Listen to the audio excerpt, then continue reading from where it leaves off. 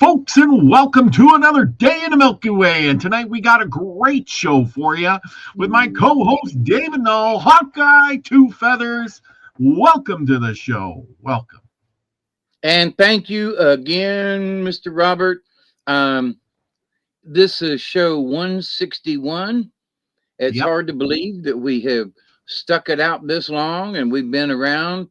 And so we greet you with the love and the honor of the infinite creator. And we are very glad that you show up again. And if it weren't for you, well, we'd just be doing this by ourselves.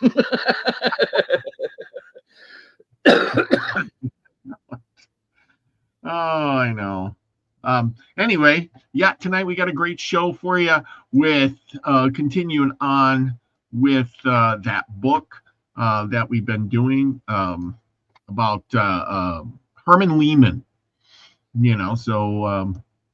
Anyway, Herman Lehman, who became an Apache.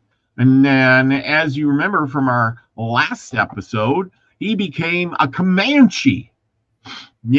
Adopted into the tribe. So let's give a little recap of what went on as I pull up some of the stuff here. Because we got some exciting tales to tell you tonight. So this is the book that we are reading from. And it is, well, no, we're not reading. We're just reviewing 9 Years Among the Indians from 1870 to 1879, which were quite the prime years. Actually, a little bit before that, because in 1865, or a little after, right around that time, is when all the settlers started heading west after the Civil War. The states were battered and beaten, and everything from the Mississippi west or east was filled up, and people's houses got burned, jobs got lost, people were killed off. They had nothing, and more nothings. So at this point in time, settlers and immigrants were heading west for that new life of opportunity, gold rushes and land grabs and raising cattle and becoming a buffalo hunter. Let me bring up something too. That after the Civil War, the Southerners, because a lot of the courthouses were burned and bombed and that kind of thing, there were people who owned plantations that were bombed and burned as well. They couldn't prove the land. And so the Northerners came down and said, oh, well, they came up with fake titles and things. And so that was another reason why there was such a grand exodus to the West, was because the Southerners were displaced by the war, but they were also displaced by the carpetbaggers from the North. They couldn't go home because there was armed guards standing there at the plantation, and they were literally run off their property. So, but anyway, I wanted to throw that in there because there was a bunch of displaced people after the Civil War. Well, you're right. And that was the thing too, is people were displaced. And then there was a lot of rules against the Southern people. Like they couldn't hold office. They couldn't, do this, or they couldn't do that. A lot of their land was taken. You remember too, though, if you had a plantation, all of a sudden all your slaves are free people. And what do? Hey, go back to the burnt down house and say, come on, you slaves, get over here and build me a new house. Nope. You ain't got no money to pay them. Who's going to grow the crops on their plant? They're going to want land of their own now.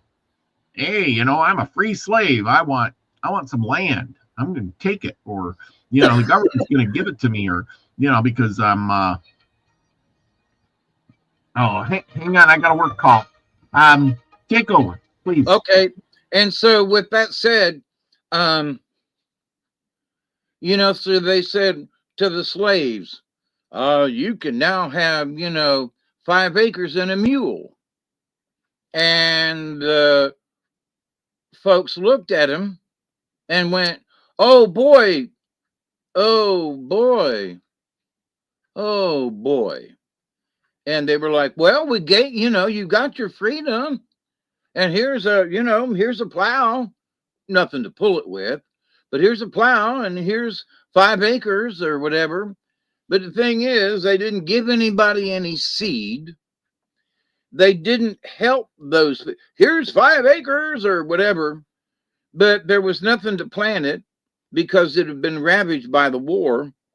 Also, the Northerners had taken all the food for the Northern armies and so forth. So these people were starving to death. And they came down and said, here's some acreage and a mule,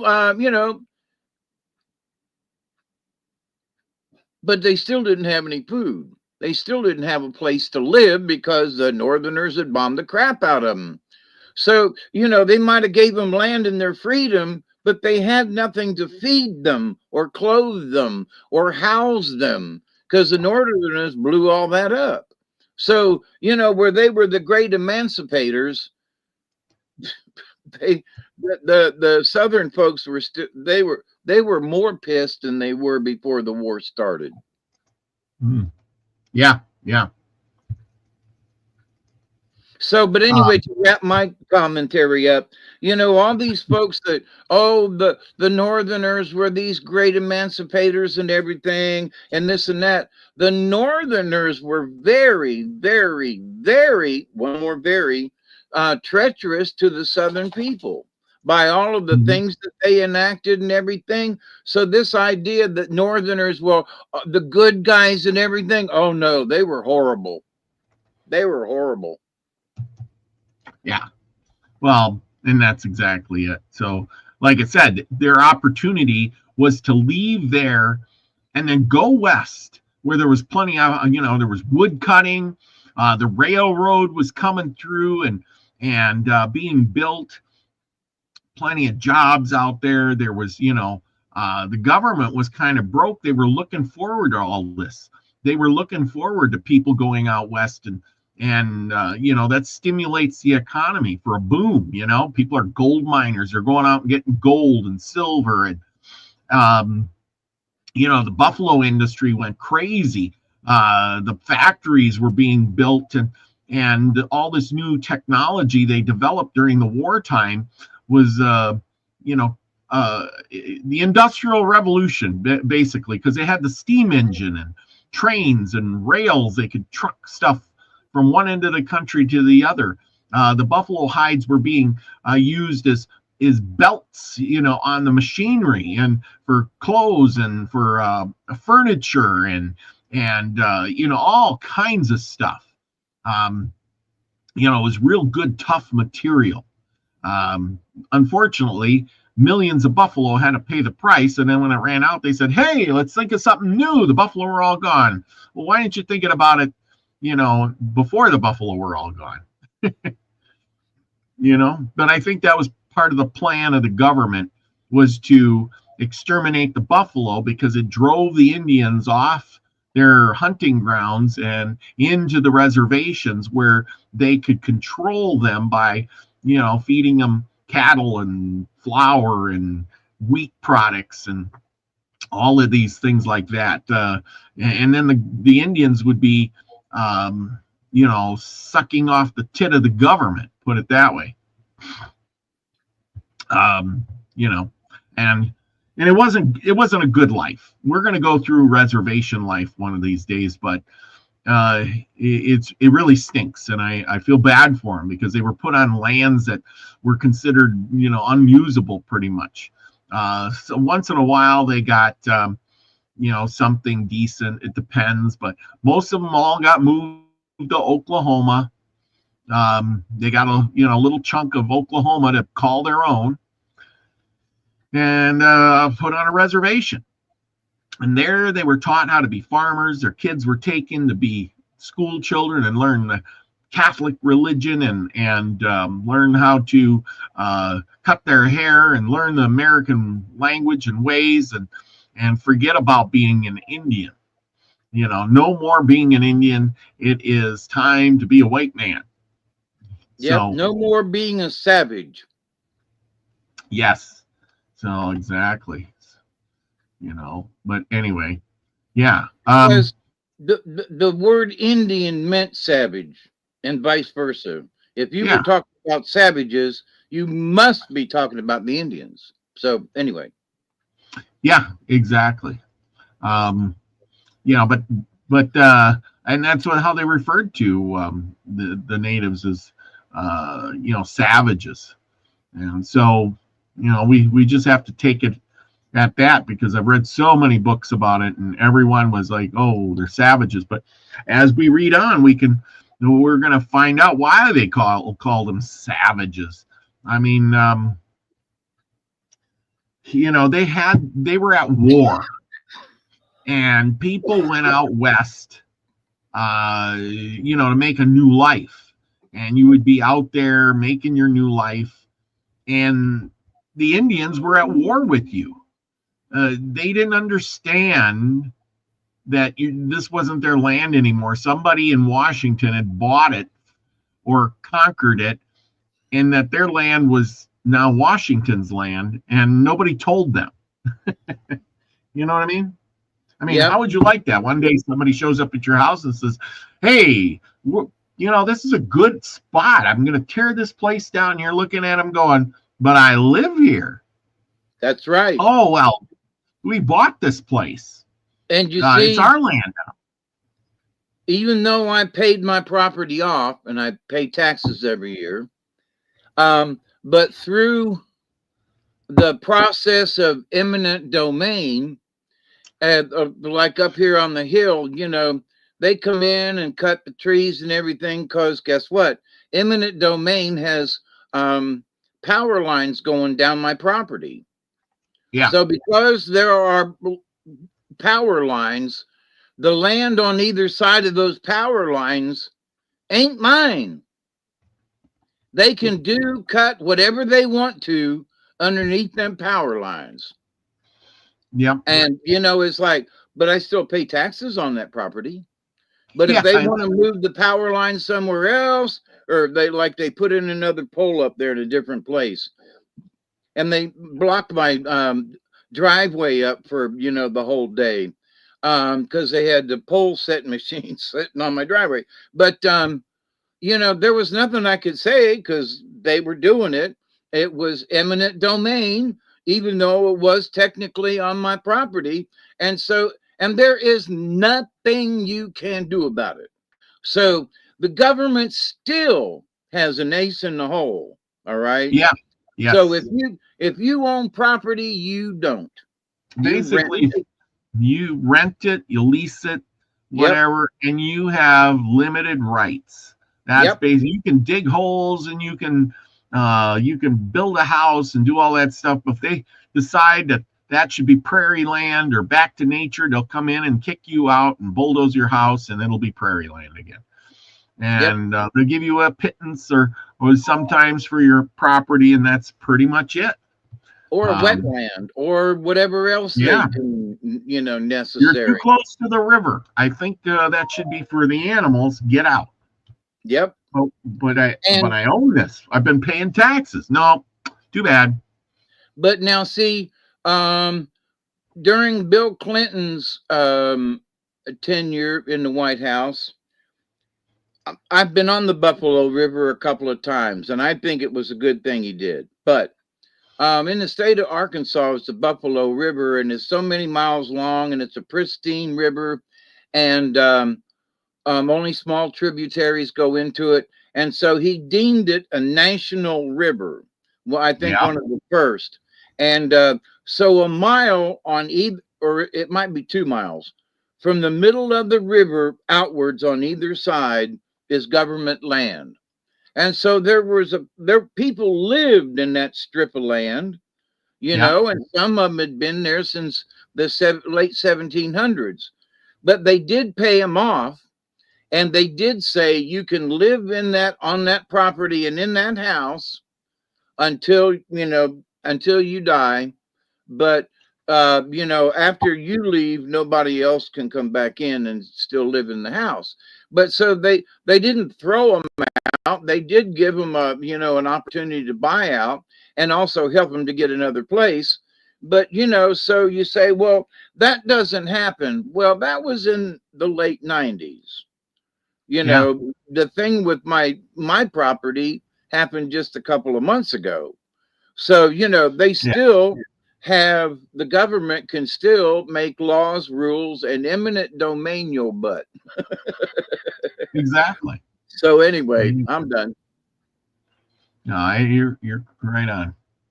So anyway, we're going to talk about anyway, going back to that. Yeah, like I said, this takes all place at the end of the Indian reign, basically. You know, the end of those, you know, days of yore where you know, the Indians could run on the prairies and you know, check things out. And then, of course, you know, they assemble guys like the Texas Rangers here to run them down and chase them out of places and, you know, herd them up and do whatever they need to do with them.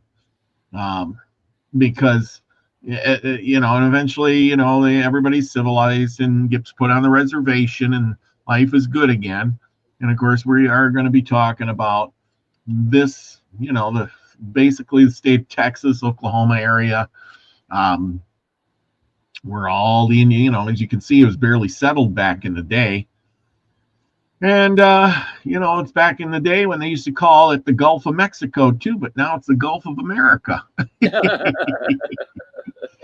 Ain't that something? With a strike of a pen, you can change the world and change history. It's just letting you know, people, how vulnerable the world really is. And one of these days, we'll be saying, oh my gosh, Canada's our 51st state. Won't we? Yep. That'll be funny. Yeah, I mean, it is. Well, yeah, we think it's funny, but it could happen tomorrow. I mean, we can't even picture this. But then one day we wake up and hey, somebody struck a deal. They shook hands last night, and you know, now us Americans, we can just head right into Canada. Don't you worry. Think about how many people would travel and go to Canada and you know, start working in the forest and, you know, mining the stuff and taking trips there. It would really boost Canada's tourism. It would boost it would really make Canada a whole different place. Yeah, and we wouldn't have to pay taxes or tariffs on the lumber that's being brought in from Canada. You know, and other things, you know. People think it's stupid, you know, oh, for, you know, 51st state, but hang on a second, you know. I would say that what they ought to do is split Canada up into two pieces. You know, make it 52 states. But anyway, make Montreal and all that French stuff one state, and then everything else all the way to Pacific Coast would be another. But having met a bunch of people from Canada over the years, and many of them were native. Well, they weren't native. Well, yeah, they were Native Americans to the Americas. But there are a lot of Indian tribes and First Nation peoples up there. And the Canadian government has not been kind to them, even, you know, last year kind of thing. And so the native peoples might actually do better if it was a state. It might be better for all the Canadian people.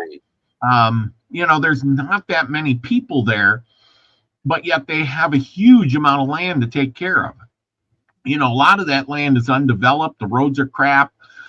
Most of the people live along the coastline or by the border, and the rest is just kind of empty land. It would open up a lot of that stuff. Chris Smith says Canada would be the 51st and through the 57th state. And Savage Lee says, hey, remember once upon a time, people woke up and read the newspaper, America owns Alaska. And he's absolutely right. That's right. And then, as the 50th state, there's some consternation, that the Queen of Hawaii never really, gave up Providence, and that America just kind of took over Hawaii. But to the point, they woke up one day and Hawaii was the 50th state. Exactly. So there you go. That's our little history lesson for today. Yeah. So here comes Greenland as 53rd. Yeah. Well, like I said, all this could possibly happen under Trump's reign. And, so we're looking at changing times. I mean, think about it. Greenland, untapped resources, only 50,000 people live there. If they open that up to oil drilling, mining, stuff like that, hundreds of thousands of people will move to Greenland for that. Wages to do that stuff would be through the roof, Here's one thing. I saw a short documentary the other day, and during World War II, the United States put a hell of a lot of money into the infrastructure there. I mean, there are underground tunnels and bases and concrete structures, and they had built landing strips and everything, because if you look at it, in order to get to England, they were going up and refueling in Greenland and then flying on over to Europe. So, it was very important back in the day when they needed, more spaces to refuel. Now, not so much, right? But there's still a great infrastructure there underneath the snow and ice. So if they went in there and, cleaned it all up, there's a lot of stuff they could refurbish to get things up and running like in no time. You know what I mean? Well, exactly. Wouldn't take long. We got new technology, just drill holes in the ice and make snow caves. And, we got new technology to make everything better. So anyway, we're going to talk a little bit tonight about the Tatonkaways and their cannibalism. Tatonkaways. Well, who were these Tatonkaways?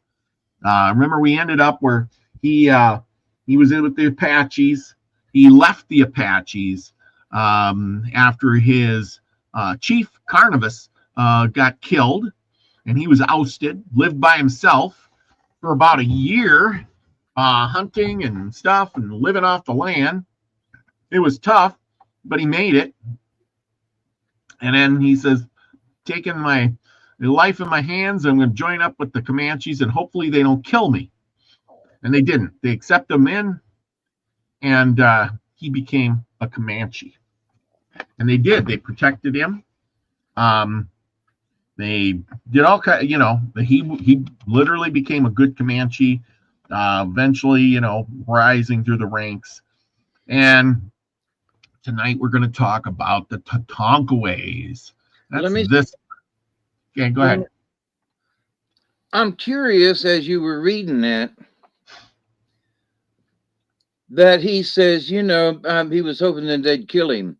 But I'm curious, with as much area as he has traveled, because he's been down in Texas, he's been up here, he's been over there, that, there's that white man Indian, there's that, there's that, Sichuan, there's the white guy that's an Indian, and so I'm wondering, my mind says that at some point he had some kind of reputation among the Indians, at least. He did. That's why they took him in. One guy. That's my point. That's my point. I wanted to make sure is that the big reason I think, and as you're saying here, is it was like the great Hulk is here to help us or something, But anyway, I just wanted to make sure folks understood why they took him in. Well, the reason he got accepted by that crowd at that point in time was when he showed up and he walked into that village. The one guy, and here he is. He could only speak Apache, and so he knew he had to do something. He did some sign language and stuff. And one guy out of that group could speak Apache, and he says, "I remember you. You were racing horses. We raced horses together when we were doing games." And he says, "Yeah, that was me."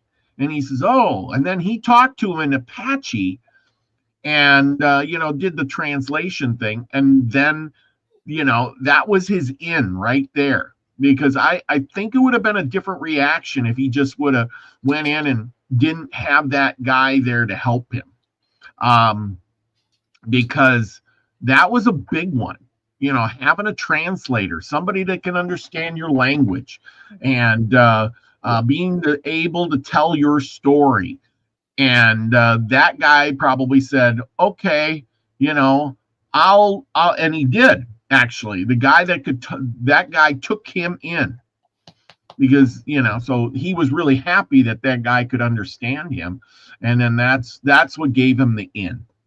Yep, because otherwise he would have been staked out on the ground. I don't think it would have been exactly the same as it was. I think they might have not killed him, but it would have been a bigger gamble. They would have staked him out on the ground for a couple of days to see if he made it. And yeah, well, exactly. All right, he's up enough. Let him up. Yeah, so it's one of those things. Anyway, here we got the Tatankaways. And who are they? They have languages and traditions of a tribe which was making beautiful bead and moccasins. They lived in poverty and were forced to sell their creations to travelers or ranchers. After living among the Anglos, the Tatankans began to pick up bits of English to help communicate better, so forth and so on. That's what they ended up doing. But here, the story: some Tatankaway women served as scouts for the U.S. Army. One scout was a short-haired-skinned woman in Texas Tatank. In June of 1872, Texas and other scouts rode out of Fort Griffin with the soldiers of the 10th Cavalry. So they did a lot of scouting down there. But here, as you can see, I got more pictures. They were fierce fighters. They didn't get along with the Comanches. They were enemies of the Comanches. And so we're going to get into his story of oops, too far. Sorry. We're going to get into his story of these Tatankaways. Now we're just going to go back a couple of pictures. So anyway, they were traveling. Him and a bunch of guys were traveling, a big group of them, about 75 warriors. And they just did some raids on some Mexicans around the border. And they knew the white man was coming. According to him, he says, "We knew we could not remain here for long, for the whites would hunt us down. And we believed that for every one we killed, 7 would come to take his place." And somehow or another, I think they knew the white man was like leaves on a tree, and it just, one fell and 10 more were behind it. So they were on the move, but they weren't worried. And so about 75 of them, and they were hunting buffalo along the way, because they knew it would be a while, because they just stole some horses and stuff before the soldiers would come and get reinforcements and so forth and so on. So they killed buffalo and traveled leisurely, occasionally killing back to this killing a buffalo hunter. They did a lot of killing of buffalo hunters. That was a dangerous job. You're out there on the plains shooting all the buffalo you can, and basically every time you shoot one, you're pissing off the Indians, because that's their livelihood, that's their food. You're killing them, stripping the hide off them, and letting them lay. You don't take any of the meat, the bones, nothing. You just kill them and leave them. Okay, so um, anyway, they were going along, and all of a sudden, three warriors come running um, into the camp, and they're yelling and screaming. And they said, about 3 hours from here, we ran into some of these Tatankaways, and so they all got on their horses and they rode out. And it says the Comanches and Tonkaways had been at war for a long time, and the Tatankaways had nearly been exterminated. The hatred, they hated each other. Anyway, the Tatankaways blamed the Comanche for their misfortunes, and eventually they made a treaty with the white people. You always side with the side that has the bigger and better weapons and population, and that way they became trail scouts and warriors for the whites. Well, when they came to the Tonkaway camp, our chief, he says, gave a big war whoop. Woo, woo, hey. And they joined in the continued yell and charged upon the camp. They fled in and they killed several, and then took a position of the camp, or possession of the camp. And then they found roasting. Now, this is the gross part. They found roasting on the fire one of the legs of a Comanche, a warrior of our tribe. And the chief gave out a cry of vengeance, and we all joined the chorus. And then we gave chase. So then they chased these guys down until they got to a little ravine or something or other, where the Tonkaways collected and held their ground. And then they prepared to receive charge. It was a deadly fire, and in a moment, there was an onrush. And along came some horses and riders, but the firing was a frenzy. Now, these Tatankaways were vicious fighters. And then, of course, he got scared. I cannot face death that way, he says. But I was in the front ranks with my comrades. In the rear, pressed me onward. Remember, he's only like 15 or so, 14, 15. Anyway, then all of a sudden I caught the spirit of vengeance, and I became enraged and spurred my steed, fought courageously. One of the Tonkaways ran out of the ravine and challenged in single combat. That's where they throw everything down onto the ground and they challenge everybody 1-to-1. Basically a death fight to the death. Tells you how brave they are. One by one, Comanches rushed at him, and they were wounded. Another one received a death blow. Seemed like that man had, seemed like he was made of steel. He says his human blood made the Tatankaway bold, and somehow our shields would not, offward his bullets. We couldn't even shoot him, they said. But the third warrior to advance got him. At single combat, it says it seemingly he finally got killed. Anyway, the Tatankaways fell brave, and eventually there was very few of them left, and they had to do hand-to-hand combat. The conflict was terrible until all were vanquished. Those cannibals fought bravely, he says. 8 of our men lay dying in the battlefield, while 40 or 50 were more or less desperately wounded. But, he says, our work wasn't finished.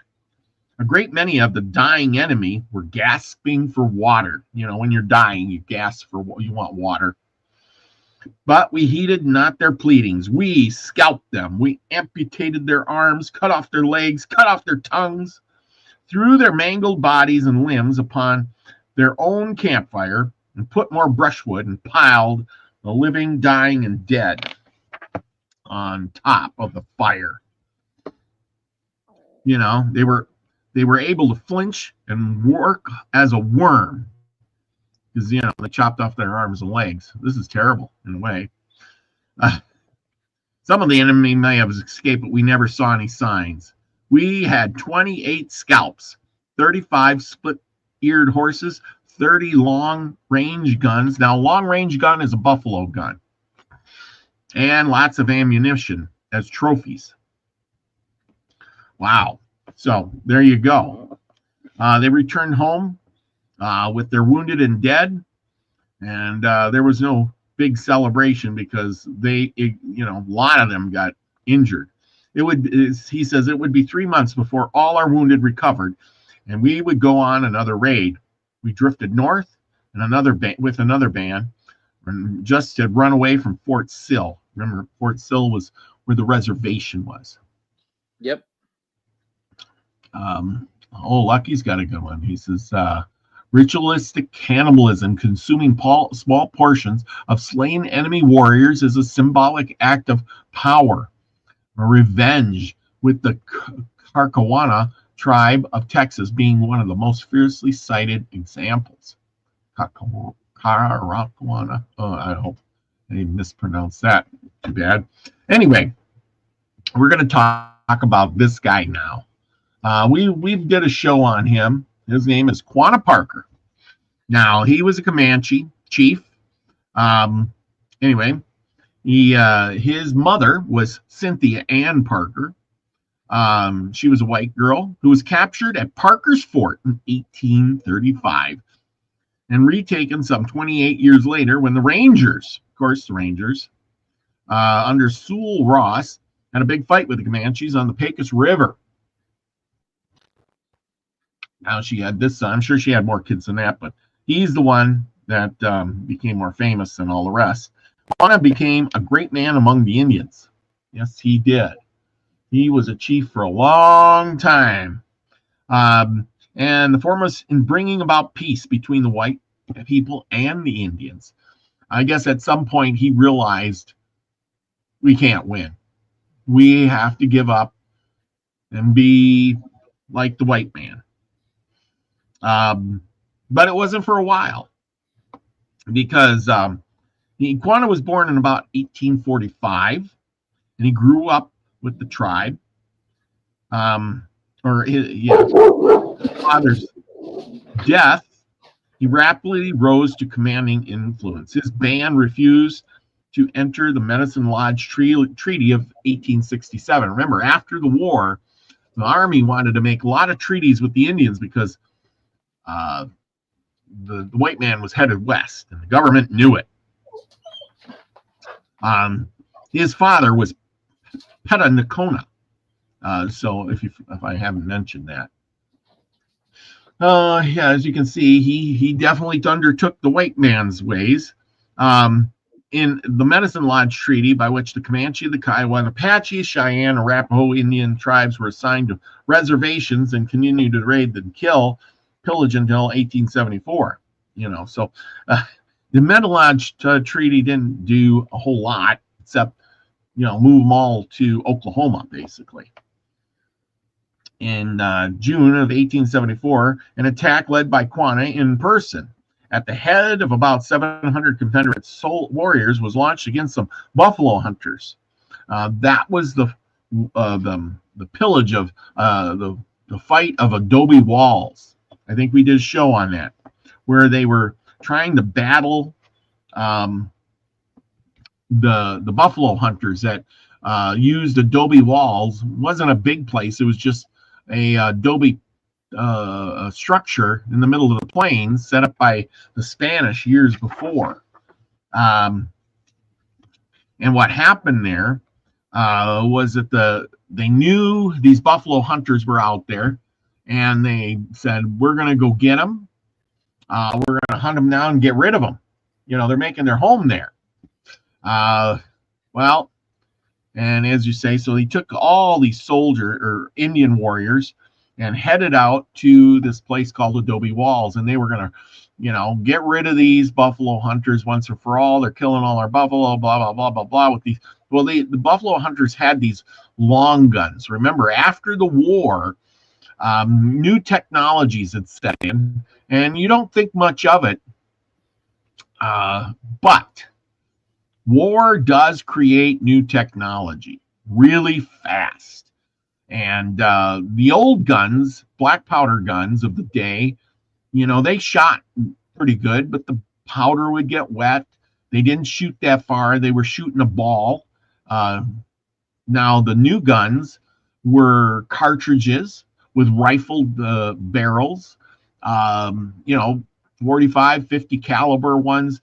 They could shoot a mile, in any direction with the sights and scopes and things like that. They had these things, whereas the Indians didn't understand that. They didn't have those type of weapons. They're shooting with a bow and arrow, which goes 20, 30 feet.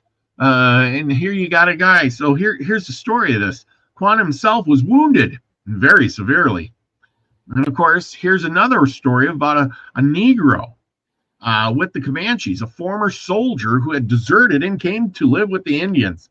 And he had a bugle with which the Indians were drilled. So this soldier guy was trying to show the Indians how to become soldiers. To fight something other than their fashion. So he was trying to teach them how to fight like the white man. This Negro was also killed in the fight, as were also one of the big medicine men of the tribe.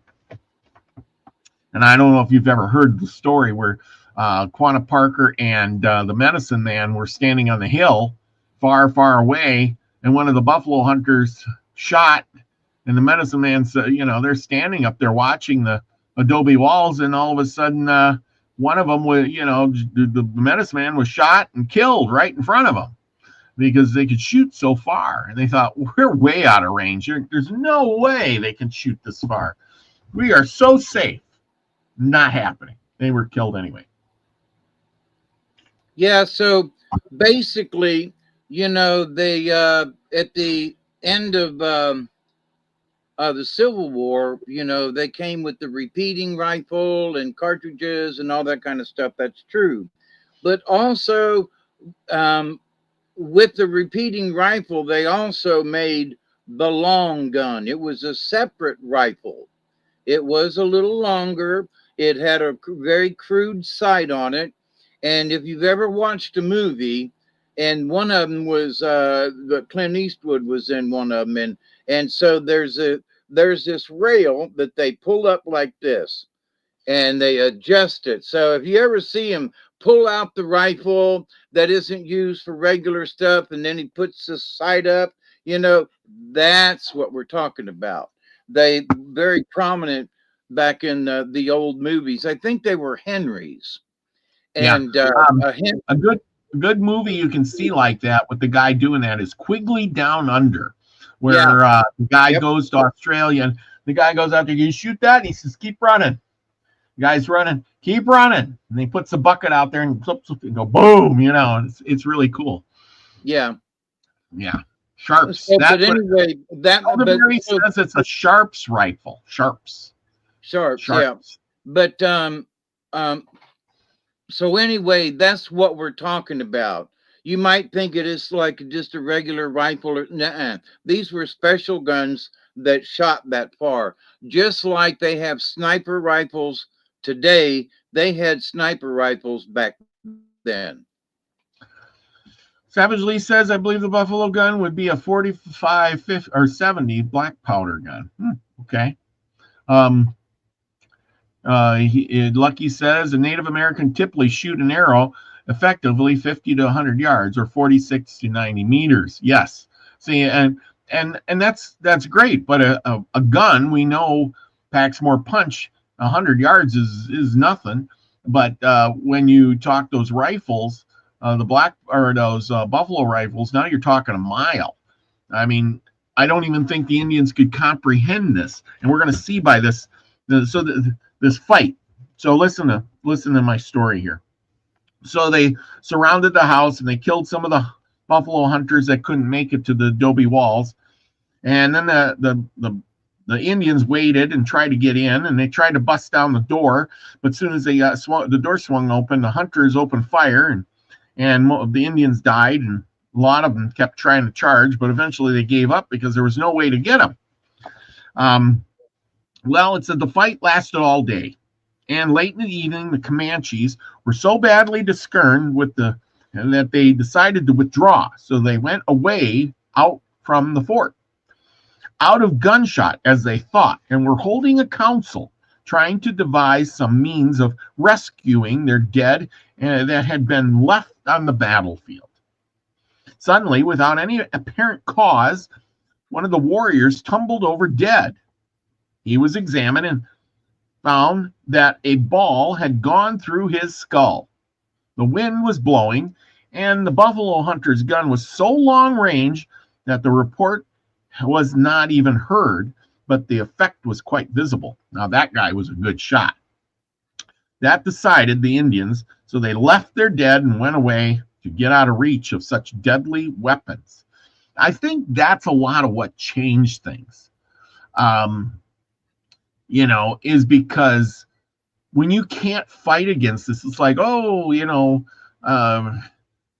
can't even get close to them with my bow and arrow, my lance. I can't even run. They'll shoot me from a mile away. By the time we get there, all of us will be dead, kind of thing. You know what I mean? Yep. There was a movie, as you were describing that, all the Indians went up to the fort and whooping and everything, and they were shooting at them. And so the chief was like, come on back here. So they all backed off away from the fort. They were all lined up and everything all nice and neat. And yeah, this is far enough away. And then the next thing you know, bang. And then one of them fell dead. And they were like, what the hell? And they all backed up a little more, bang. And then somebody else fell dead. And they backed up away from the fort some more. And on the third try, they finally just said, the heck with this. They must have some kind of magic. And hey, Mary. And so they withdrew altogether. But anyway, yeah, that's in one of them cowboy movies. Yeah. Well, yeah. I got to say that when I was growing up and watching cowboy movies, those kinds of things didn't dawn on me.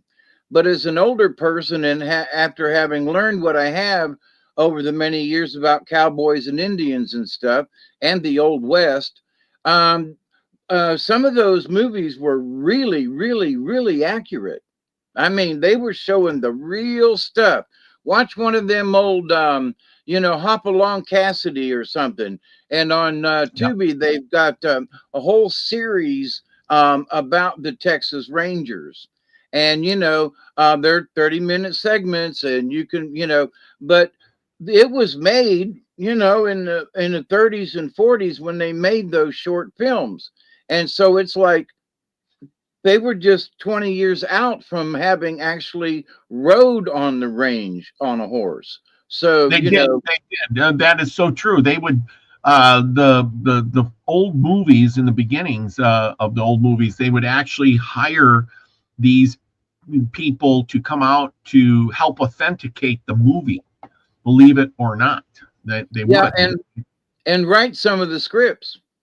Yeah. Exactly. So they, it didn't look stupid. Otherwise, you're out there and there was a guy who was in the battle with Custard. I read about him. I can't remember his name right now. I think we talked him about on this channel. But the idea, he lived a long time and up into the 40s. And he was in, a lot of movies. He, helped direct a lot, not direct them, but, supervise and tell them what was what, because he was actually there, during Custard's last stand. So if you watch some of those old movies, he's probably the guy telling them what actually happened. And that's why it seems so real, is because that's really what was going on. Yep. And they hired those guys so that the movie was authentic. And, they need some of them guys today. But, I saw a cowboy movie recently that was, since the 2000s. And there was a shirt that was obviously not cotton. It was a rayon band kind of shirt. And I was like, what the hell? And the guy had on, it looked like a plastic belt. And I was like, come on, so these were supposed to be hardened criminal types, and the sheen hadn't even been taken off of their, their gun belts or anything. They could have threw them in the dirt and roughed them up a little bit. But I mean, so some of these folks are making Western types of movies, they're not authentic worth a dang. I mean, it's hard for me to even try to watch them. Well, some of these new ones, there's nobody left to tell them how it goes either. So. Well, the other thing is some of these folks don't know that they're doing something wrong. Well, yeah. I mean, yeah. I was looking at this one, and they kept going back to this shack. It was had been a cantina, and then the bad guys took it over. And then every time they panned out, it had a brand new roof on it. Old dilapidated thing, and there was brand new shingles. They weren't even wood shingles; they were asphalt shingles. And I was like, "This is the 1870s. They didn't have asphalt shingles back then." But anyway, so folks today just don't seem to care about authenticity. If you want to watch something, and this is what I wanted to wrap it up with, if you want to see something authentic, watch one of those old black and white movies with the Texas Rangers. They will really show some real stuff. Well, yeah, and these actors, for instance, I read about where John Wayne actually met up with Wyatt Earp and took some of his mannerisms and kind of copied him for the movies, which kind of makes me think, well, maybe that's why he was so famous, is because he studied Wyatt Earp. I mean, it just goes to say that it would be more authentic than just winging it. You know what I'm saying? Yeah, but also too, John Wayne worked with real cowboys.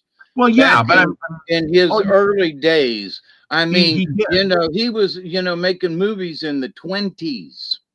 Well, I know that, but that's what I'm saying is it said in the article that I was reading that he did meet with Wyatt Earp and used some of Wyatt Earp's mannerism. I mean, sure, because Wyatt Earp was working in the studios of Hollywood directing these movies. He became a movie maker for a while there at the end of his life, and who better to direct a cowboy movie than a cowboy, right? That's right. Go figure.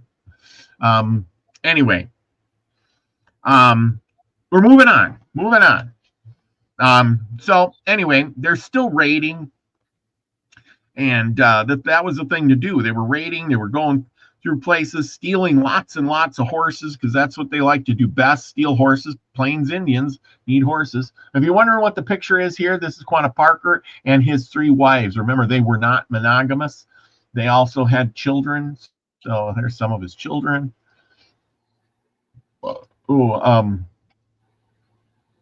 Anyway, so let's see. Let's blow this up a little bit. There's Quanah Parker. Anyway, they were stealing horses. Here's a funny story he was talking about. I had a long-range gun, and I was riding with this another Indian called a schema. And I told him we'd sneak up, and we were on foot, and we'd sneak up and steal a horse. But he told me that he says, you steal the horse, and the first white man comes through the door, I'll shoot him. And Seaman says, no, I can't do it. I'm too scared. I'm not going to do it. And if a white man appears and you shoot him, that more white men will come and they'll hunt us down if we don't get the horse. And even if we do, they'll chase us. He said, well, then here, you hold the gun and shoot the first white man comes through the door, and I'll go get the horse. So he did. He was brave. He went and got the horse, and nobody came out. So nobody got shot, and they took the horse and ran away. From there, they went to another camp with a large bunch of horses, and one of the horses had a bell on it. Well, people leave their, back in the day, even now, you're out in the wilderness, you'll just let your horses run. You put one with a bell on it that will come when you call it, and then all the other horses will follow. So what happened is they knew that horse had a bell on it, would wake the campers, and so they shot the horse with a bunch of arrows and killed him, and then that would stop him from running. And so they gathered up all the horses, about 25 of them, and then they started out on a dead run for their headquarters. But somehow or another, they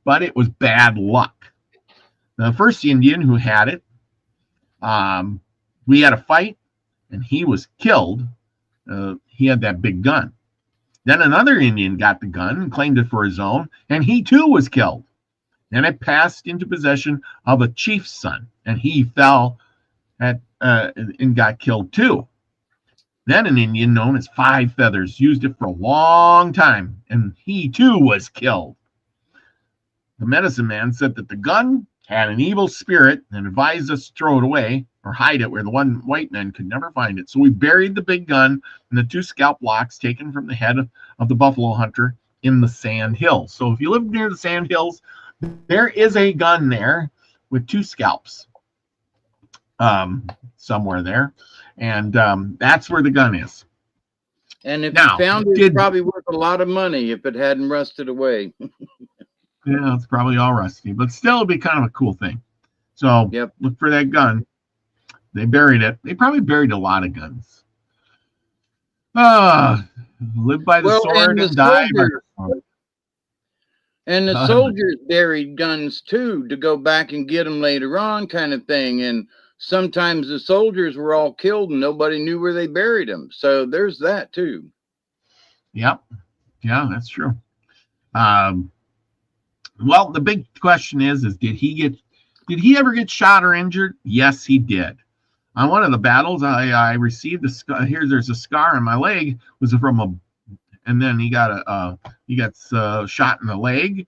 A scar from a bullet that went through his shoulder, and another scar was from a buffalo gun, which passed through the calf on my right leg and laid me up for quite a while. Remember, getting shot anyway under the knee is very painful, and that your leg does not heal very good in the calf or shin area. It's a really bad place to get hurt. Anyway, let's see. We took refuge under a hillside.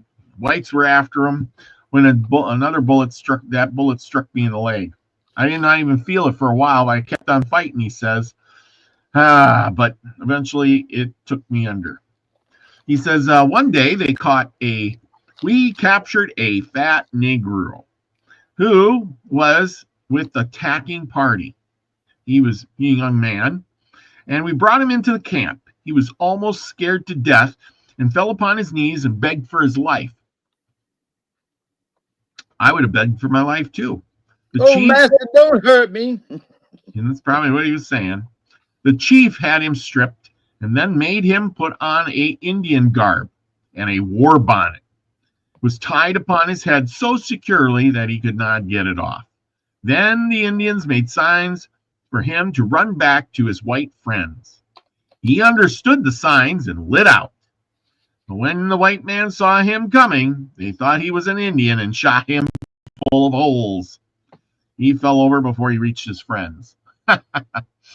Well, I've seen that on movies, but I guess that's where they learned it from. Yep. Says that after we gathered our horses and women, we traveled across the plains and met with Apaches. And they were from my tribe. So they met the Apaches that was from his tribe, and he knew that knew he killed the medicine man. While he went into exile, and they were going to try to get the opportunity to kill me. And he told the Comanches. The Comanches were watchful too. Then they discovered a plot, and they became angered at the Apaches, who went on leaving us there. The Comanches had taken an oath to protect me, and they did. The Apaches were afraid of being attacked that night, so they went clear away. That was the last time he came in contact with his tribe. Then, of course, guess what happens? This is the last one I'm going to talk about, and it's a quick one, but he was shot in the knee. Shot in the knee. He got attached to a woman.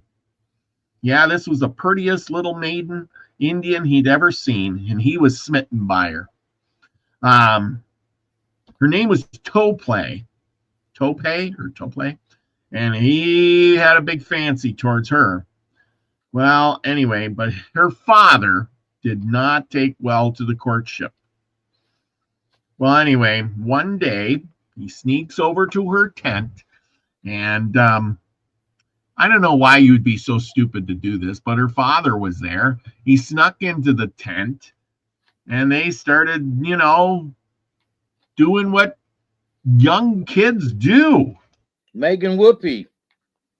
Yeah. I thought her father was sound asleep. Nah, but anyway, I guess he wasn't so far sound asleep. And of course, he called it a petting party. Anyway, I told my sweetheart about the threats her father had made against me. As I was whispering sweet words of love to her and enjoying a bliss here on earth, when suddenly I felt a rough kick. I needed not a second a hint, and I knew it was the toe of her girl's father's moccasin. Out I went, leaving the pretty considerable hole in the tent. Boy, he was hurrying. I ran around the tent and around and around, and well, her father came out and met me going the opposite way. And he had his bow and arrow in his hand, and he let one fly. Hit me in the knee. There I stopped. I told the old man we can forgive us for sparking on the sly. Yeah, he pulled the arrow out and showed his regrets in many ways. And then the girl must have come out and pleaded for his life. And then he says, let me take the girl. He offered the girl, he says, he offered to let me take the girl for my squaw if I would give him 2 ponies.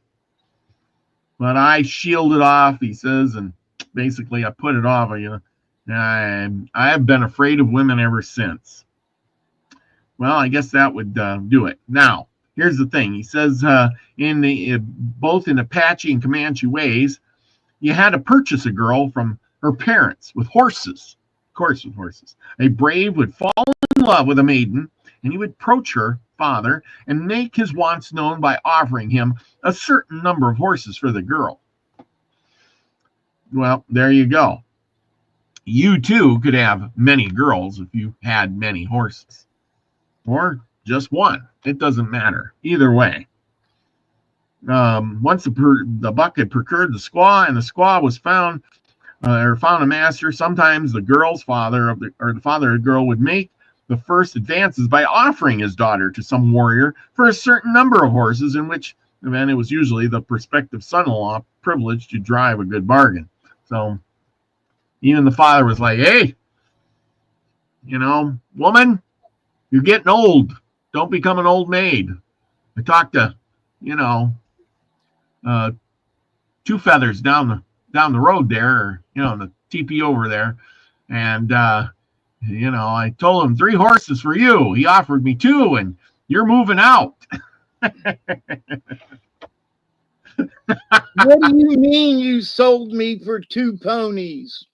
That's right. 2 ponies. Girl, you're only worth 1. Now get out. I got 2. Anyway, Comanche women were kinder to their children, and their births usually occurred in the villages. A woman is delicate. Health was not allowed to accompany her warrior on a raid. So there you go. Anyway, it says carefully nourished. She nourished the newborn. Apache women weren't quite as nice to their children. And so there we go for this week's stories about the Apaches and the Comanches and poor Herman Lehman and his adventures.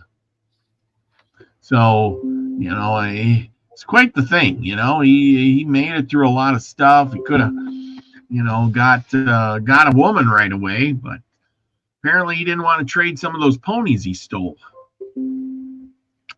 Nowadays I can see it now. We're going out to steal some ponies, I get some women, but no, they would be like, we're going out to get some ponies and trade some for some video games. Heck with the women.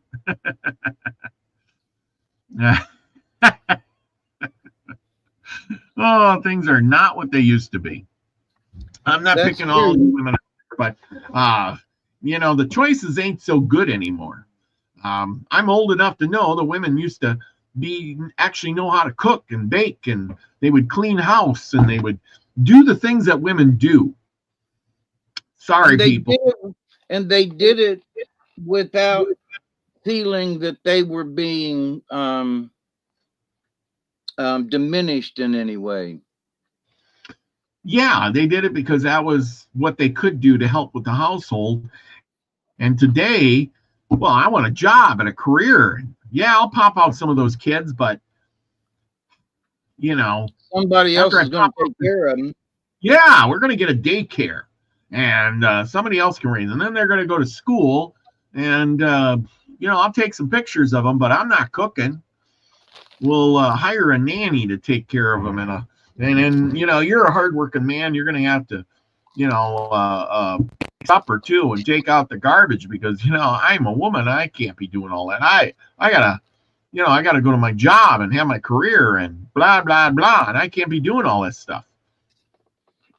Anyway, the economy. I like that. The economy was different before. Requires both parents to work. Yeah. Well, it requires. You know why it requires both parents to work is because the American people are greedy. I hate to say it, people, but you are. You want to know the truth? You're greedy people. You got to have that big flat screen, the Netflix, 2 cars, 2-car garage, a big house that costs, $500,000 or whatever it is. And then, oh, yeah, you can't make food at home. You got to get DoorDash, and you got to go on vacations every year, and you got to, do all those things to keep up with the Joneses. You got to have a boat and a four-wheeler. Yeah, you got to go on a Carnival cruise once a year or so, and you got to have that big Suburban to carry those kids around that costs $80,000, and you got to have the big truck in the driveway to pull the boat. Then you got to have a car to drive around and go back and forth to work. Well, all that stuff costs money. And then, of course, you buy a credit card, and you charge up all kinds of things on there. And then you pay some high interest rates. And next thing you know, you're working and working and working and working, and you're paying all these bills. And that's why your wife has to go to work to help out. Now, if you didn't want that big house and you bought a cheap one, you didn't want that big screen TV, and you didn't need a Netflix, you conserved your energy by, having one light in the house on at a time instead of 40 lights and 3 freezers and 2 refrigerators and a computer in every room and things like that, then, that you could have it much better. Chloe says, I don't give 2 poops about the Joneses. Well, neither do I. Well, let me say something about that. Having grown up in the 50s, right? That's right. Then I get new drones, flashlights, and tractors, but I'm a single guy too, so there you go. There just wasn't as much paraphernalia as there is now.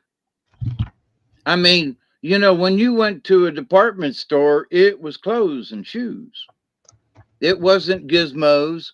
The camera center, they had Polaroid cameras, and that was about it, but all this other stuff that we take for granted now, it just wasn't available.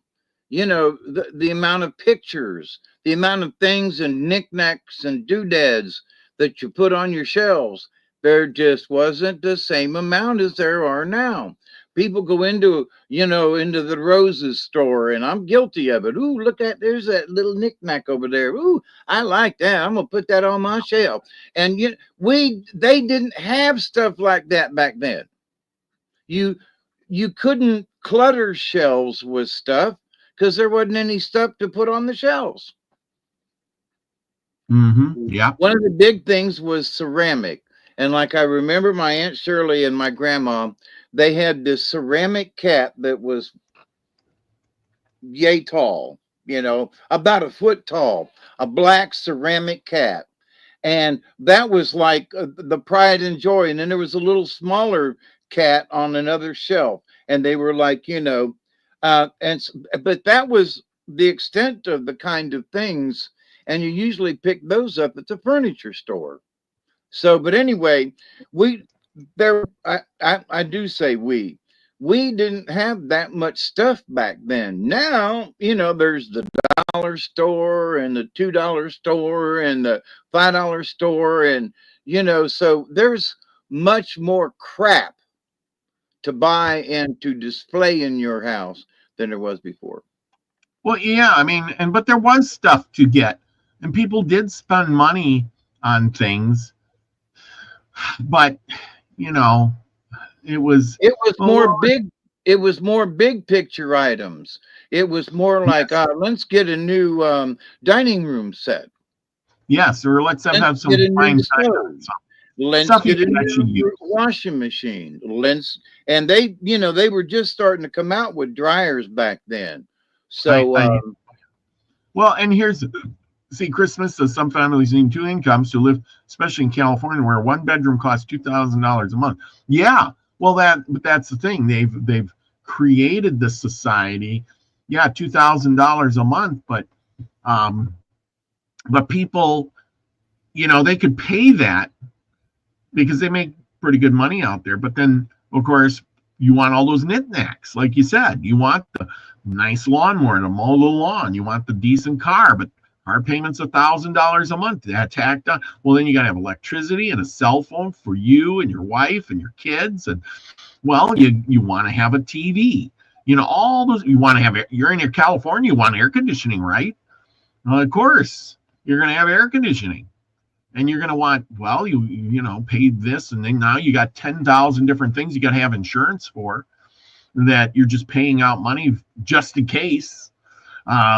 Those settlers didn't have insurance. Tell you that when they didn't have insurance for their wagon, they didn't have insurance on the clothes, and they had maybe 2 pairs of pants if they were lucky, and that's it. You know what I'm saying? Yeah. They didn't have to buy a TV. They were happy with a stove to keep them warm, a little bit of food. If they were lucky that each one of the kids had a wooden fork or to eat with. You know what I'm saying? Yeah. And sometimes, somebody whittled it for them out of a piece of stick. But, talking about, air conditioning and stuff, when I was growing up in Florida, I mean, this is like 61 kind of thing. It was hot back in them days in Florida, just as it is now. But we didn't have no air conditioning. It was hard to find an air conditioner back then unless you was rich. Well, we wasn't rich. And so I remember laying in bed at night, sweating and fanning myself until 1, 2 o'clock in the morning, where the house finally had enough fresh air in it that it cooled down. So, the kids these days, oh my God, turn the air conditioner down. You don't know what it's like. And it's like, you kiss my grits. We didn't have air conditioning. Most of us didn't have air conditioning. And it took us years to get an air conditioner. And that was because a friend of ours that Mom and Pops played pinochle with, he owned a refrigeration heating place. So he sold air conditioners, and he got us a good deal on a used one. So, and helped him make payments kind of thing. So, but that's the only way we was able to get an air conditioner. So people take that for granted these days. And it's like, no, it was not. That was not something that everybody had. Yeah, this is true. So, yeah, like I said, you're right. You're right. The rich people had an air conditioner. Everybody else suffered. Today, oh my God, you're poor and you don't have an air conditioner. Geez, life is treating you terrible. You're going to die because of no air conditioning. Oh, and electricity. I mean, think about how much money we spend on electricity and cell phones and insurance and things that these people don't, don't have, I mean, didn't have. It was only in the 60s and 70s, all these things come about. And the next thing you know, by the 80s and 90s, everybody had to have this new stuff. And today, they're talking about everybody's going to have a personal robot, just like in that movie. And it's like, well, there's more stuff you're going to have to buy. Well, you're going to buy that $25,000 robot that'll help you take off your shoes and put them on and cook a meal for you once in a while because you don't know how to cook anymore. I mean, think about the days when everybody ran out to buy a VCR and a new microwave and how much money we spent on those things. Oh my gosh. Yeah. Anyway. But anyhow, let's see, what else is I gonna say? I'm just rattling on. No, I'm can you see I'm bitter about the whole woman thing? I hate to say, because it is true. Women, to me, it seems like they don't want that. I see Joanne, she's like, oh, it's my dream to live on a farm. Yeah, but not everybody wants to do that. It's like, oh, you're so far away. Your nearest neighbor is a mile away. I could never do that. Town is what, 50 miles? No, couldn't live there. There's nothing to do. Do you have this and that? Do you have the big screen TV and the internet? And no, I got a horse. I got peace and quiet. I can go outside and see all the stars. Yep. I got good homegrown food. I got a huge garden. Nobody wants that. They want DoorDash. They want convenience. They want to be able to go just fixing to say that. They want convenience. Yeah. So, that's where I'm. Such is life as it goes. Well, let me interrupt you there. Okay. Since we're 11:30. And yeah. Sorry. Our story for tonight is from the same book that I have been reading from, and I waited till now to say anything, but sometimes I get on a tangent. Sometimes I get on one of those rambling tangents. I'll have to I'll have to do a whole show on that one of these days. But like I said, I know a lot of you people that come here, and I'm sorry and I apologize, but a lot of you people that come here, I lived back in the day when the phone was on the wall and you had to dial it, back when cars were very simple, back when, you could go to school and carry a pocket knife. Gosh, I remember you knew all your neighbors up the road. And how times have changed, and I wish I could go back. I was lucky to come to North Dakota here and find a little place that reminded me of home back years and years and years ago. And in the meantime, I've collected some nice old cars that remind me of the days when cars were made like cars, and doing all the things that I like to do. And if I could, I'd go back to driving a horse and wagon, but I can't do that. But you can tell a great story, Hawkeye. You go right ahead, and the show is all yours. I hope you're ready. Yeah, and I have chosen some cards for us tonight as well. And it ended up being 6 of the buggers. So 5 of them right side up and only 1 upside down. So, but we'll get to those after the story. But one thing I want to do is for this portion of the show, I want to dedicate this story, not in particular because of this story, but my brother passed away this morning at about 9 o'clock. And he was in a diabetic coma and had hit his head on the floor a week ago and had a bad stroke. And the Creator took him on, which is a good thing, because if he had come out of the the coma, his chances of being able to walk or talk or anything like that because of the stroke that he had probably wouldn't have been a good thing. So he's already in a good place, but I'd ask that you say a prayer for my sister down in Zephyr Hills because she's had to deal with it all by herself. And so, with that said, no more um, morbid stuff, okie dokie. But I'd appreciate it if you all said a prayer for my sister Lynn. Now, to the story. The story tonight, I got to get on the right page, comes from the same book that I've been reading from called Glooscap Country and Other Indian Tales from 1922. So this is over 100. These stories are over 100 years old in print. Okay, so that's always an interesting point for me. So I'm almost ready. So this story here is how Turtle came. On the shores of a great water in Canada is a land where Indians once dwelt. In the days of French rule, it was a garrisoned fort.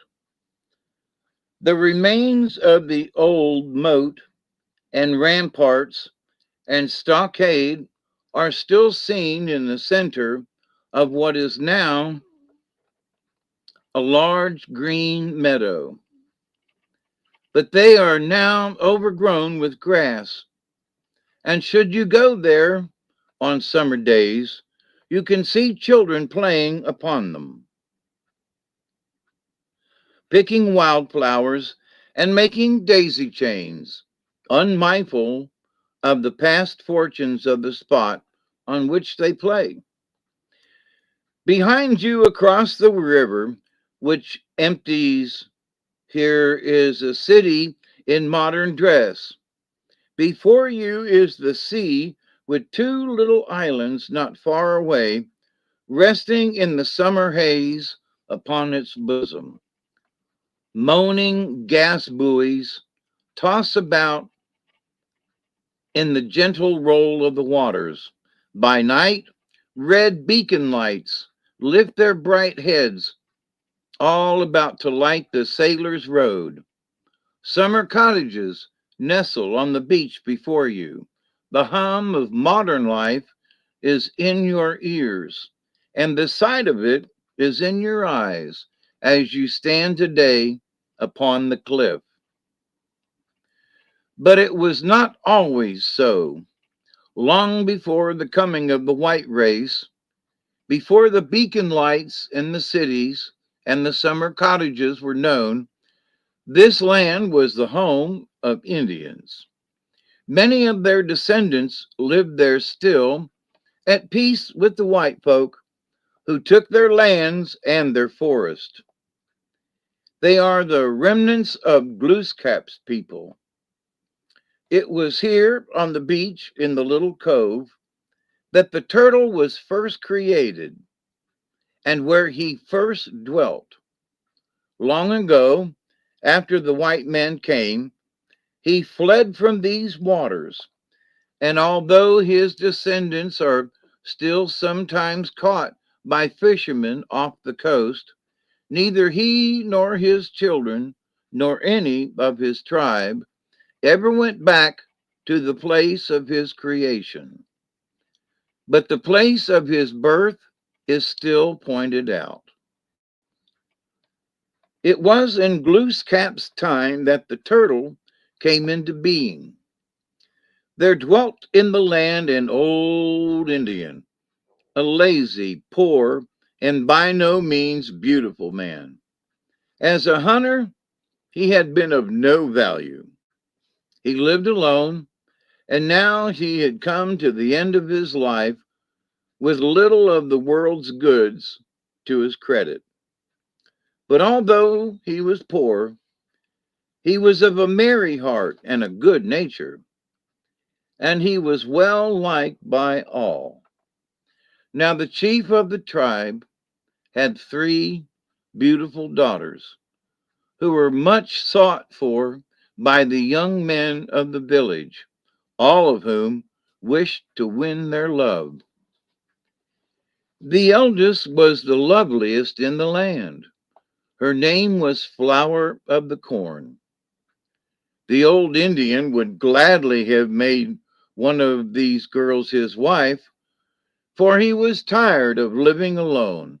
But she, on her part, thought him worthless, and he, on his part, feared that if he wooed her, her many other suitors would be jealous and would perhaps take his life.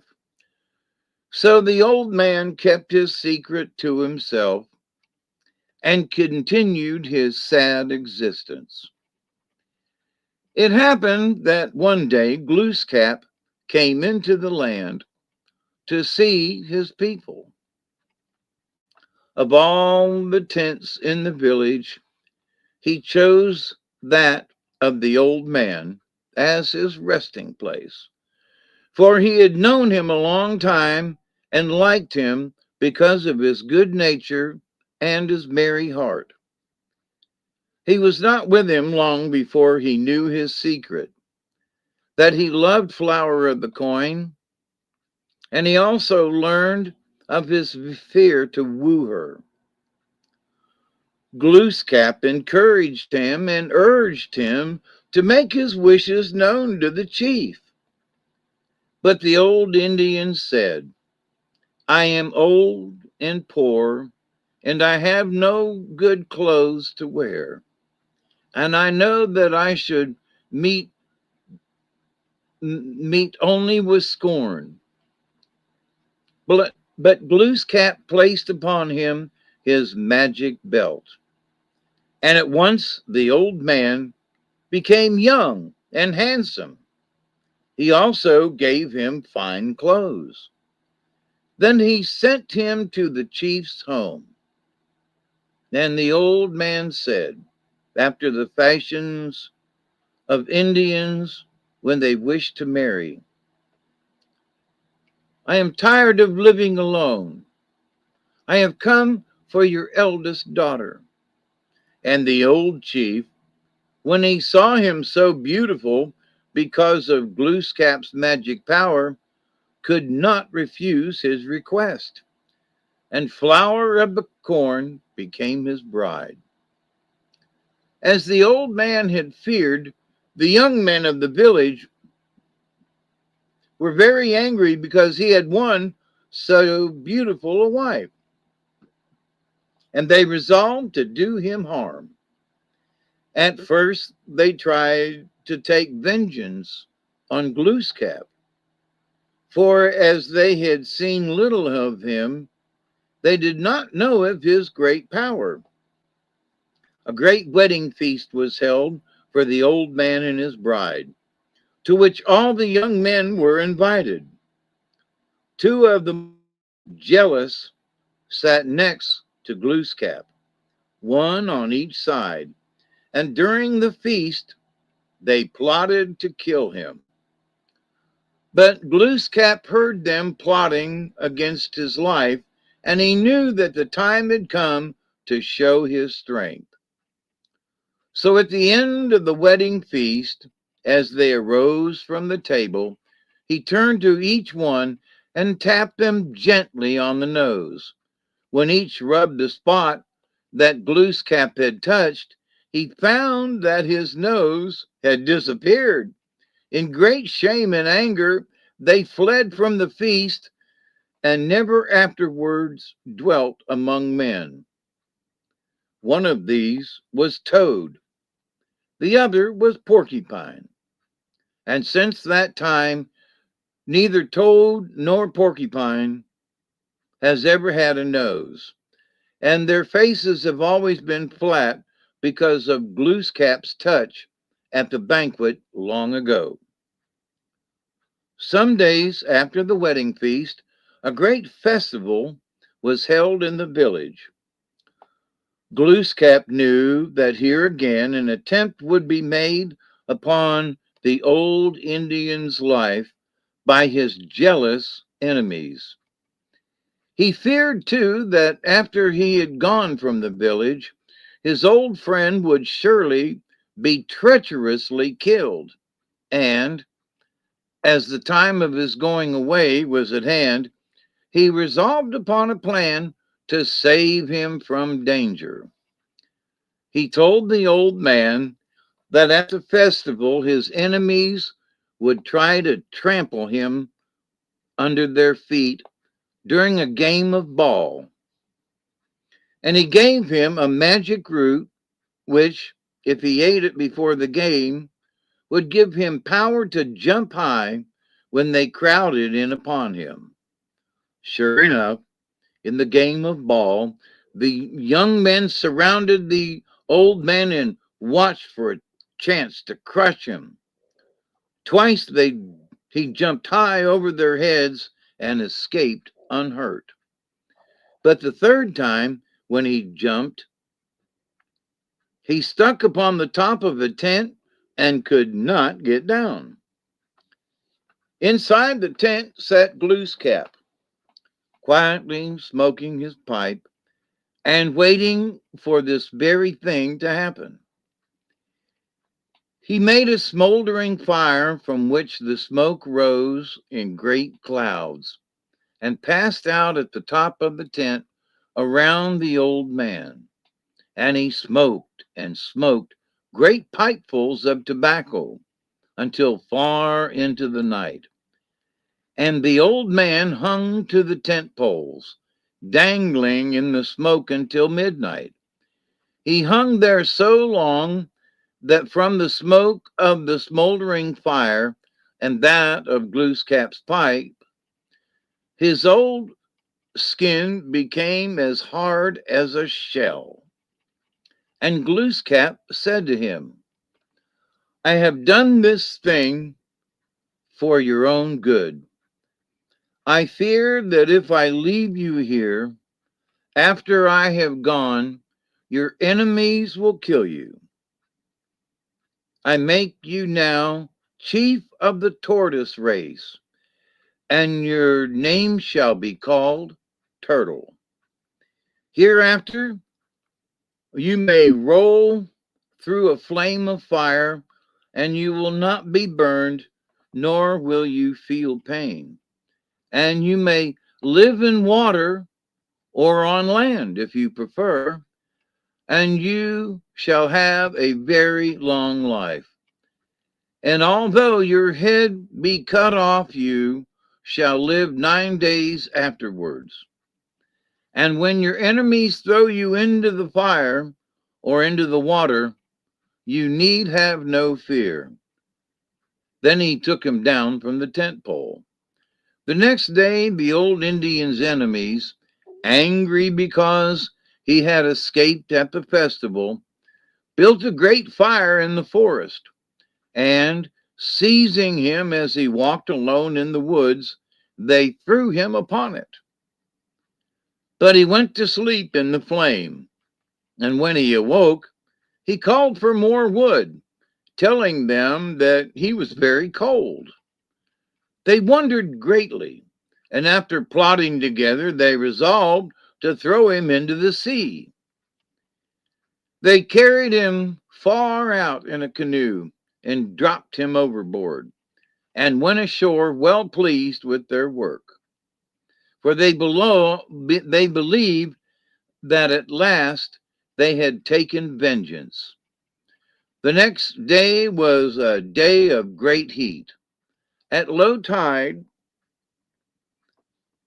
when some of his enemies looked out to sea, they saw basking in the sun on a sandbar far away a strange figure. They were curious, and they rowed out to see what it was that shone so brightly in the sun. When they reached the sandbar after paddling a long time, they saw that it was the old Indian. There he was, sunning himself on the sandbar, his hard smoked back shining in the bright light. As they came near, he said, "Good day," and grinning at them mischievously, he rolled lazily off the sandbar and disappeared in the water. Glooskap, before he left the island, used his magic power to change flower of the corn in the same way. And he sent her into the sea to live with her husband. And he gave her power to lay eggs in the sand. And the two lived happily for many long years and raised up a mighty race. But still the turtle rolls sideways into the sea like his old ancestor, if men come near him as he suns himself on the sand. And you can still see on his back the marks of Glooskap's smoke. When the white men came, he left the land of his creation, but his descendants to this day live to a great age and grow to a great size along the Atlantic coast. The end.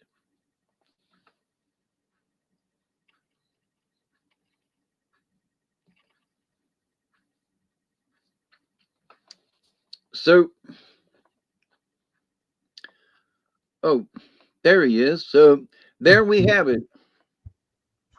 Great, So the great. old man, he got his wish, and one could say by being patient. But you know, Glooskap was kind enough to change his wife into a turtle too. So, but I wonder how she felt about that deal. You know, just saying that if you know, did they ask her opinion? Probably not. Yep. Oh, good one. So I've got some cards chosen, picked out, kind of thingy, and Okay. so here we go. We got Ant, which we haven't seen in a while. Right side up. We've got Owl, which we haven't seen in a little while, upside down. Then we've got Dolphin, which we have seen, right side up. Then we've got Swan, which we have seen recently, also right side up. The next one is Armadillo, or Armadillo, right side up. It's been a while since we've had that one.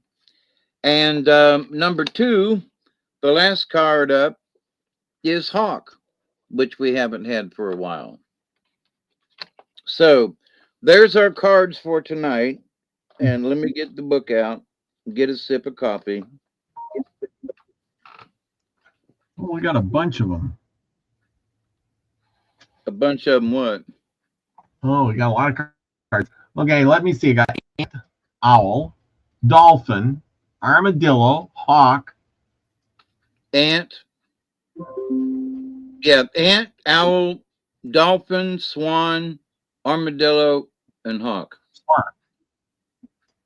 Swan, that's the one I'm missing. You had Swan last week. Think it was? Yeah, I think so. And I think it was upside down. Yeah. But so our first card up tonight is number 32 in the book. Ant.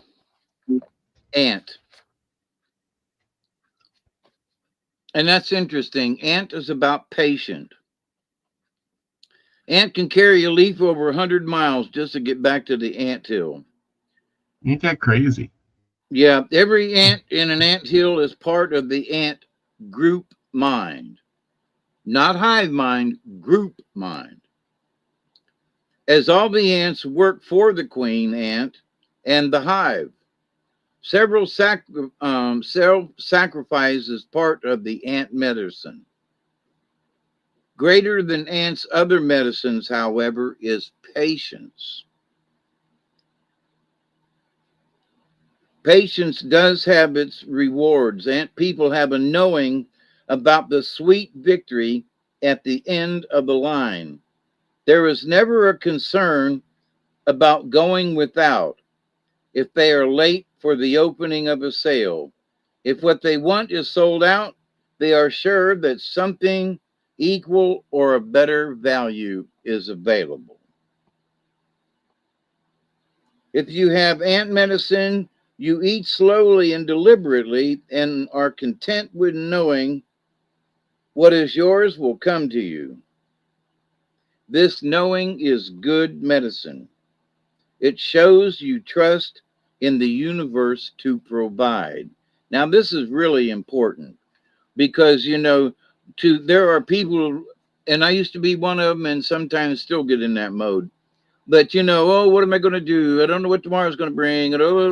And so, in this patience with the ant, you have to just kind of just take a deep breath and go, the universe will provide, especially if I work at it. So, ant is working for the good of the whole. Are you? If you are, be assured that the whole wants the same goodness for you. Next up is owl number 21, upside down. The only upside down card. 21.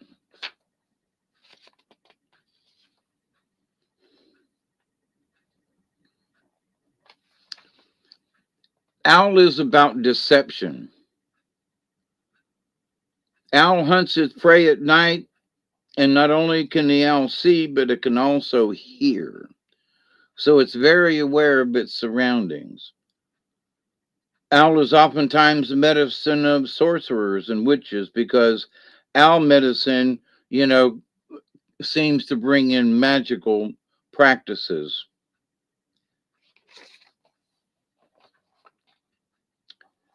If you have owl upside down in your cards, you have been greatly deceived by either yourself or another. Perhaps some kind of bad magic is being used against you, and you should be careful of that. You should be praying and asking the Great Spirit for guidance if you feel that's happening. The message is to befriend the darkness inside yourself. How and by whom could you be being deceived? The next one up is Dolphin, number 40. And Dolphin is about mana, I think.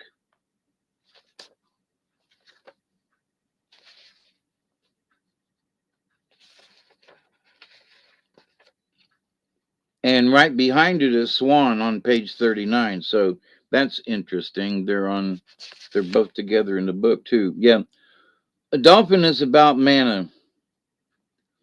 And dolphin speaks to the breath of life, which is very important. We all need to learn how to, with that, be patient and learn how to breathe. Within the breath, we encounter the rhythm of energy that all life emits. Dolphin is the keeper of the sacred breath of life and teaches us how to release emotions through the dolphin breath. Like, dolphins, when they surface, they just blow out a big wad, and then, and that's sort of what they're talking about. That, you feel it and you go, poosh, and let it come out. Mana is life force. Mana is present in every atom and is great spirit's essence. So, Owl is saying, don't be deceived, Ant's saying be patient for the universe will, give out. And Mana, here's Dolphin saying, life force is in everything. So, and then Swan is grace, which is right behind it. And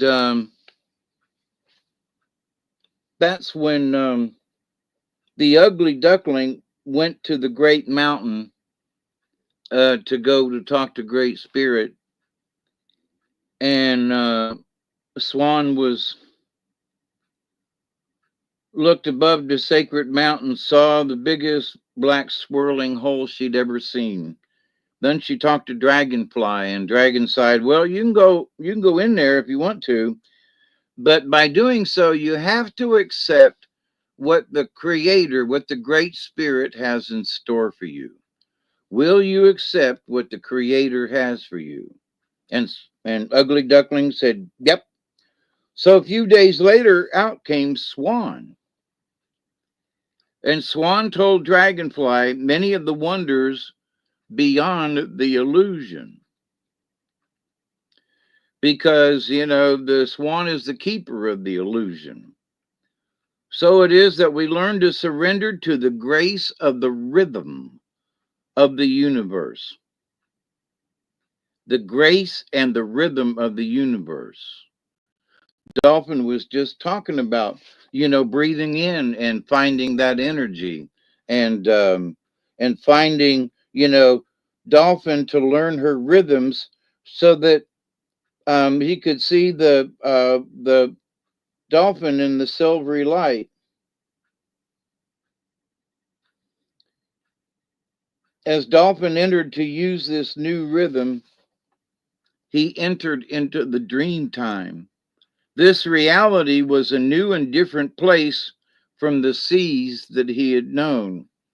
And so, just like the ugly duckling who crossed into the void came out as a beautiful swan, enveloped in grace, and also, in a different reality because of what they'd been through. So, which one am I on? Swan. So Swan has taught us about grace, and also with Dolphin sitting right there, being able to accept what the Creator has given to us. And Owl is saying, don't be deceived. And Ant has said, be patient. How about them for a message? Now, the next one coming up, number 28, is Armadillo. And Armadillo is all about setting boundaries. Am I right about that? 28.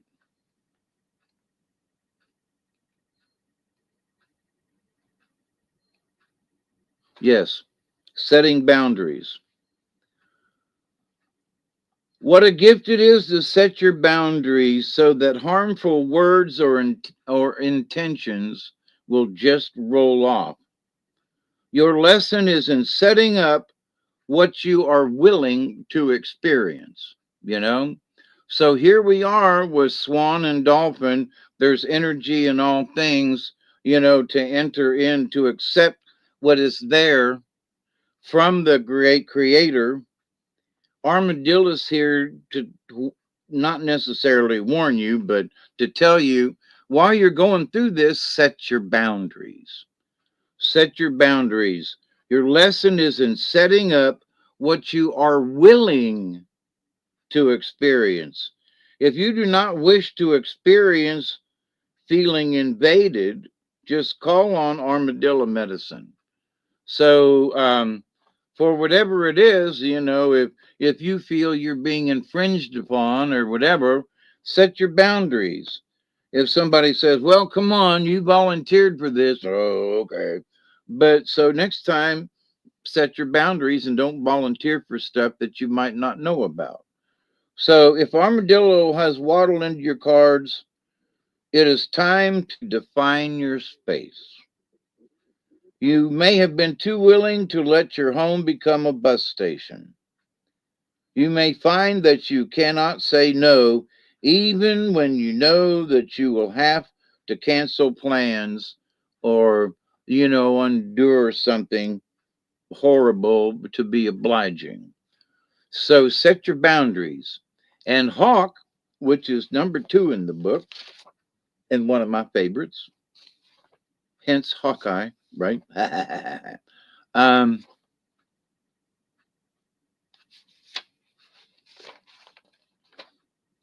Hawk is the messenger. And so it seems that Hawk's at the tail end of this story here, but the message is that be patient. Be careful not to be deceived. Remember that energy is in everything, and that we should go into our dream time with an open mind and accept the grace that the Creator gives us, and that we need to make sure that we set our boundaries up in this lifetime. And Hawk is our messenger.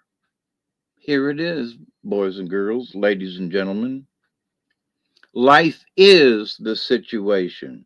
If you pulled the Hawk card, then right now a clue about the magic of life is being brought to you. And so the other 5 cards is the magic being brought to you. This magic can imbue you with the power to overcome a stressful or difficult situation. Then Al is saying, be careful of being deceived. Is Great Spirit displaying a gift that you need only to receive? Have the colors of the morning inspired you to create? What is called for here is an intuitive ability to discern the message carried within the cry of Hawk.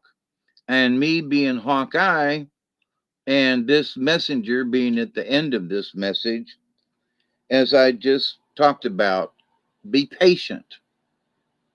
Be careful not to be deceived. Be like the dolphin and breathe in, and be like the swan and accept the grace from the Creator. And again, like armadillo, set your boundaries and then have a nice day. That's a pretty good spread right there, my friends. That's a pretty good message.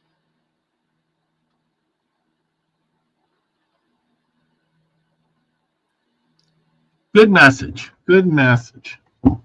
I like it. And it fits everybody. I mean, it's just not particular like, oh, somebody might be over here. But no, that's a good one for everybody. It is.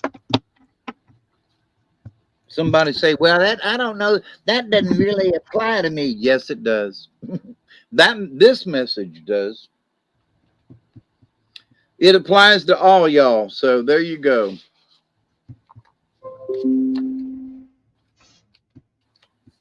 Uh-oh. Am I still there? Yes, you are. My screen went down. Oh, okay. All right, I'm back.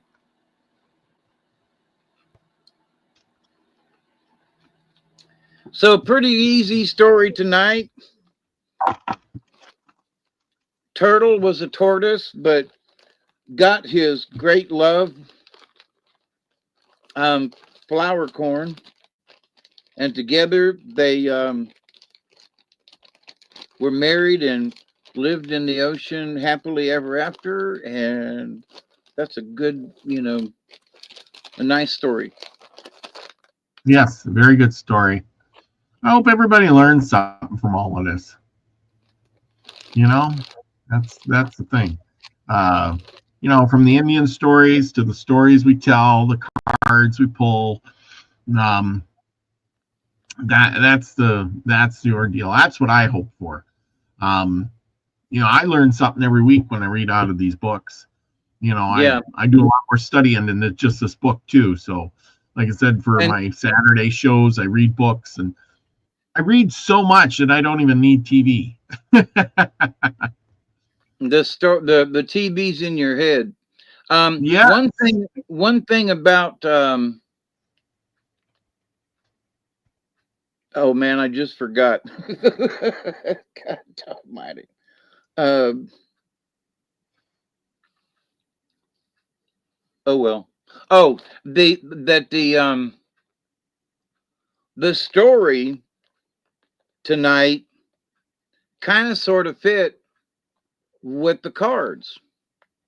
It did. Because the old man was patient and he waited and he would not be deceived, and he accepted what the creator had given him. And Glooscap, who was sort of the creator, came by and felt sorry for him and helped him out and got him a wife and let him live happily ever after. So, so in a way, the story kind of fell in line with the cards. That's interesting, Uh-huh. Not fully, but I hope you get what I mean. So, but anyway, I do. So, my friends, I thank you all. As always, this was 161 shows in the bag, as we will say, in the can. And I can't express enough myself. I know Robert feels the same way. We're so grateful for you, and we look forward to y'all hanging out with us on Tuesdays. So thank you. Yes, we do. I mean, it wouldn't be a show without the crowd. It'd just be two old guys talking together. But anyway, yeah. Woohoo. But anyway, the thing is, think about it, people. Wasn't that long ago, the West was wild. Indians were out there living the life on the plains, just in your great-grandfather's time kind of thing. We were settling in this vast land. Things were a lot different. We tend to forget that. Tend to forget that these roads, the cars, telephone lines, and computers have really ruined us in a way. The concrete jungle. Just think back to a pleasinger time. The Indians had a good way of life. They lived well. They liked their way of life. They did some changes, but in a big way, it was a good life. And it's kind of over now. I mean, they've changed so much that they've adopted the white man's ways, and they're really not set up for that. I was watching a video the other day. It was talking about how all the Indians have diabetes and stuff like that, and they're all getting insulin and they're all getting blood transfusions and things because they're so bad off. I'm thinking, well, then just stop eating all that sugar, all the flour. Change your diet. You weren't meant to eat, all those things. It's only been a generation or so. Your body has not changed. That's why they can't drink alcohol. They're trying to live like a white man. They weren't designed to live like a white man. And neither were white men, but that's another story. Well, the thing is white men been living that way for 1,000 years, or more. We went through the Black Plagues and we went through the scummy times, and they drank alcohol instead of water because the water was so bad. The Indians drank out of the stream. They drank out of mud puddles, as we read. But the moment they touched a sip of alcohol, they became so drunk they wanted to kill each other. Yep. Elderberry says you're having a show tonight. Yes. Okay. Good deal. Show tonight for you. Okay, let's wrap this up so you can get started with your show. I'm sure you got a lot of interesting stuff to say there. I got to get to bed. I got to go to work tomorrow. So with that, everybody, Nina says, first thing Noah did was plant a vineyard. Yes, planting, growing things. I love to do that myself. I already got, believe it or not, my bag of seeds right from True Leaf Market right here. No, they didn't give me these seeds. I had to pay for my own, but True Leaf Market, that's where I got my bag of garden seeds for the year. A lot of it's corn. Anyway, that's 62-day corn they had. Anyway, thank you everybody for joining us. The Oceans, thank you for joining us tonight. I don't see you too much. Joanne Dancing Gypsy, you're not that old. Anyway, you're probably a little older than some of us and a lot younger than a lot of us. But anyway, unless you're over 72, I got that spot. That's right. You got that in the can.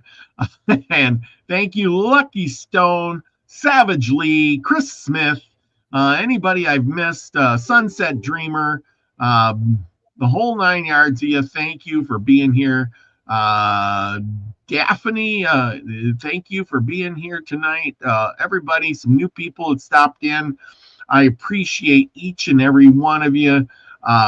You know, I love doing these shows, study every week for it. If you got any ideas or you know, somebody who wants to come on and talk about their native heritage, I would love to hear from you. You know, one of these days we're going to do this, that, or the other. But anyway, yeah, don't forget to tune in tomorrow for Hump Day Message with Nina. She's got a good Hump Day message. You know, please participate. Usually I am headed home from work when that happens, and sometimes I get it and sometimes I don't. You know, it's a busy day on Wednesdays, like Friday. So anyway, with that, thank you, Regine, for being here. Glad you showed up. Thank you, everyone. I can't thank you enough. But you know what you can do for me is go out and spread the love. Do something nice for your neighbor, your friends. You know, Valentine's Day is coming up. You know, make it a point. Maybe you don't send them a card or something like that. Just text them. Say, hey, thinking of you. How you doing? Have a great day. You know, somebody will be turned on by that. It'd be the best thing ever. People love that some stuff. People might be surprised. Some people might be surprised, and it's like, well, you know, I don't need to send John anything, you know, but there's Johan.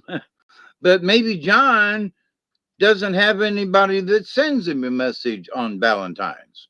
You know, so you go, whoa, John's got friends and everything, but maybe they skipped him, you know? And so you never know when somebody's not getting any kind of message, or very few possibly. So if they receive a message from you, as in just a simple text message, sometimes that goes a million miles. Yep. So, okay. Well, with that, remember, everybody, go out. Do that nice thing for somebody, because you know what the best thing is you want to be that frequency. You want to receive, everybody. Love y'all. Peace, everybody. Cheers.